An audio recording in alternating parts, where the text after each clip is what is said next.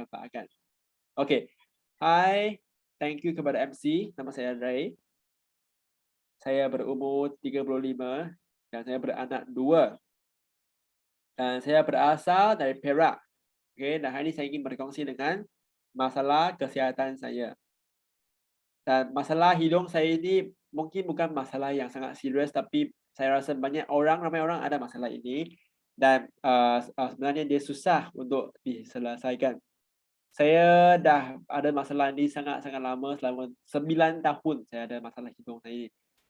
Masa saya di sekolah rendah, masa itu hidung saya sangat-sangat serius. Sebab pagi sampai siang, hidung saya akan berair. Dan masa nak tidur ini, hidung akan sumbat. Okey, sumbat. Sumbat sampai tidak dapat menggunakan hidung untuk bernafas. Saya kena kurang menggunakan hidung dan menggunakan mulut untuk bernafas.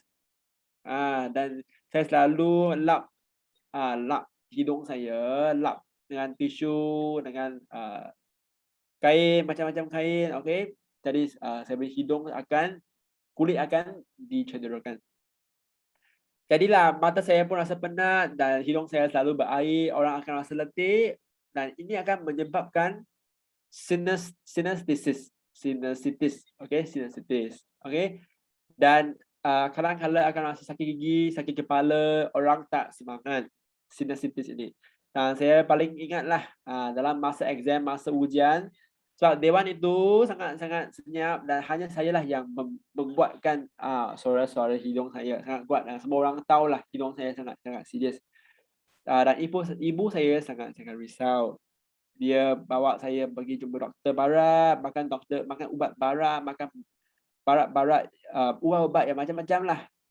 Yang saya ingatlah ubat itu macam selalunya dirasa sangat-sangat berkesan, tapi lepas ubat itu tak kesan lagi, hidung saya akan sensitif lagi. Lepas ubat itu dah ada dah. Lepas tu hidung saya akan rasa sensitif lagi. Jadilah saya selalu nak sembelit. Selalu akan sembelit sebab lepas saya makan ubat barat, saya akan rasa sembelit, susah untuk bagi dan nas. Macam tu dan susah untuk tidur. Sebab masa saya makan ubat dekat petang, malam saya akan susah untuk tidur sebab petang sudah tidur petang. Malam akan susah nak tidur lah. Jadi dia tidak akan membantu saya. Dan saya rasa sangat susah dan ibu saya bawa saya pergi jumpa doktor Chinese. Dan doktor Chinese kata jangan berada di bawah aircon. Tapi doktor barat kata boleh di bawah aircon. Jadi saya pun rasa keliru. Boleh aircon boleh buka ke tidak? Dan saya tidak hirau mereka dan ibu saya beli banyak-banyak produk. Banyak-banyak produk dalam rumah saya untuk ibu saya beli untuk hidung saya. Banyaklah.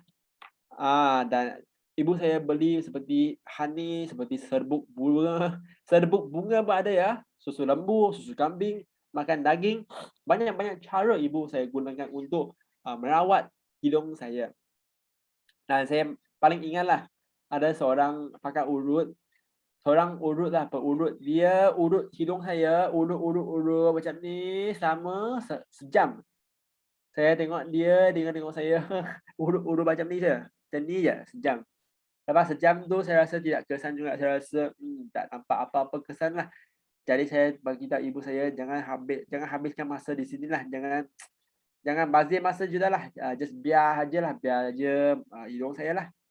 Saya dah putus asa. Dan saya ingat masa itu sangat-sangat serius. Sampailah saya punya air hidung saya berwarna oren. Saya rasa pelik. Awak saya punya air hidung berwarna oren lah dan menakutkan saya. Dan lepas saya keluarkan air hidung, banyak-banyak darah dikeluarkan. Saya rasa sangat takut masa itu sebab darah dikeluarkan dari hidung ya, banyak darah keluarkan. Bukan darah hidung yang biasa tau. Dan ibu saya terus bawa saya pergi cuba bakar hidung. Dan pakar hidung itu dia kata saya punya hidung dah radang, benda dalam dah rosak kan. Jadi dia dah darah pun akan keluar lah. Jadi dia bagi saya satu spray. Spray itu masa saya spray je, hidung rasa okey, rasa semua okey. Okey, lancar. Okey, respirasi saya lancar. Tapi tidak boleh spray banyak. Sebab masa saya spray banyak ini, muka saya akan rasa sangat sakit spray itu. Okey. Jadi saya pun tidak boleh guna spray itu dengan banyaklah sebab dia sementara saja. Saya rasa sangat confused dan sangat putus asa lah, tidak berjiwa lagi. Dan abang saya abang saya dia bawa balik Alkun Spirulina untuk saya. Dan tapi masa saya makan Alkun Spirulina ini, saya rasa tak nak makan sebab saya rasa tak nak makan produk suplemen lagi. Saya dah makan banyak produk suplemen yang berharga ribu-ribu, berpuluh-puluh ribu. Saya tak nak makan produk lain lagi. Tapi abang kata dah beli dah, makan sajalah. Saya rasa okeylah, dah beli pun okey, makanlah. Masa saya mula makan, air hidung saya makin banyak dah. Dia bukan terus sembuh dah. Dan abang saya pun menjelaskan dengan saya lah konsep MRT dan kenapa ada kesan-kesan macam ni. Jadi saya teruskan makan spirulina dengan puasa sekali, dengan lactose sekali, detoksifikasi. Dan lepas sebulan lebih kot, air hidung telah makin dikurangkan. Makin dikurangkan, okey. Dan lepas tu air hidung dah hilang, dah mampus. Dah tak ada dah. Jadi masalah hidung selama 9 tahun ini dah diselesaikan. Saya sangat gembira. Sebab produk konsep MRT ni memang bantu saya punya hidung. Jika saya tidak makan spirulina, mungkinlah hidung saya berair lagi. Macam tu. Hari inilah topik kita ekstasi ataupun topik ini tentang komisi. Sebab saya pun bekerja sebagai Alkun, jadilah saya selalu kena bercakap, saya selalu kena menggunakan tekak saya untuk bercakap, bersuara. Jadi, saya kena selalu menggunakan tekak. Tekak akan rasa kering, akan rasa gatal, kering dan selalu nak batuk. Jadi saya letak ekstasi dalam mulut saya, ekstasi, letak dalam mulut, jangan telan, letak dalam mulut saja, dia rasa sangat selesa. Tekak saya rasa sangat selesa. Tak rasa lagi kering, tidak rasa lagi gatal, sakit. Okey? Sangat baik untuk saya yang selalu kena bercakap. Okey? Jadi untuk kami si dia sangat baik untuk kanak-kanak saya. Okey, kanak-kanak saya sangat suka kami si. Sebab dia ialah produk-produk seperti kami Bizjo yang tidak perlu kita untuk menelan terus, kita boleh berkunyah dalam mulut.